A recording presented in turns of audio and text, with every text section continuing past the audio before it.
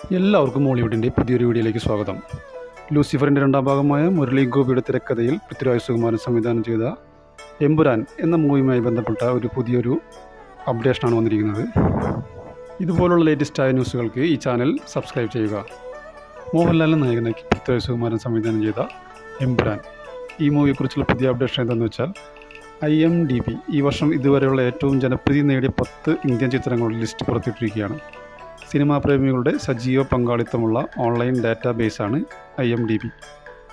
2025 ജനുവരി 1 മുതൽ ജൂലൈ 1 വരെയുള്ള കാലഘട്ടത്തിൽ റിലീസ് ചെയ്യപ്പെട്ട ചിത്രങ്ങളാണ് പട്ടികയിലേക്ക് പരിഗണിച്ചിരിക്കുന്നത്. അതുമാത്രം പോരാ, 6 അതിലധികമോ യൂസർ റേറ്റിംഗ് ലഭിച്ച ചുരുങ്ങിയത് 10,000 വോട്ടുകൾ ലഭിച്ച ചിത്രങ്ങളിൽ നിന്നാണ് ഏറ്റവും ജനപ്രീതിയുള്ള 10 ചിത്രങ്ങൾ തിരഞ്ഞെടുത്തിരിക്കുന്നത്. ഈ 10 ചിത്രങ്ങളുടെ പട്ടികയിൽ ഹിന്ദിയിൽ നിന്ന് 6 സിനിമകൾ ഇടം പിടിച്ചപ്പോൾ തമിഴിൽ നിന്ന് 3-ഉം മലയാളത്തിൽ നിന്ന് നമ്മുടെ എമ്പുരാനുമാണ് ഇടം പിടിച്ചത്. മലയാള സിനിമയിൽ നിന്നുള്ള ഒരേ ഒരു എൻട്രി എമ്പുരാൻ മാത്രമാണ്. മലയാള സിനിമയുടെ ചരിത്രത്തിലെ ഏറ്റവും ഉയർന്ന കളക്ഷൻ നിലവിൽ എമ്പുരാൻ്റെ പേരിലാണ്. 265 കോടിയാണ് ആഗോള ബോക്സ് ഓഫീസിൽ നിന്ന് ചിത്രം സ്വന്തമാക്കിയത്. ഇതുപോലുള്ള മലയാള സിനിമയുടെ ലേറ്റസ്റ്റായ ന്യൂസുകളും OTT റിലീസുകളും നിങ്ങൾക്ക് ലഭിക്കുന്നതിന് വേണ്ടി ഈ ചാനൽ സബ്സ്ക്രൈബ് ചെയ്യുക.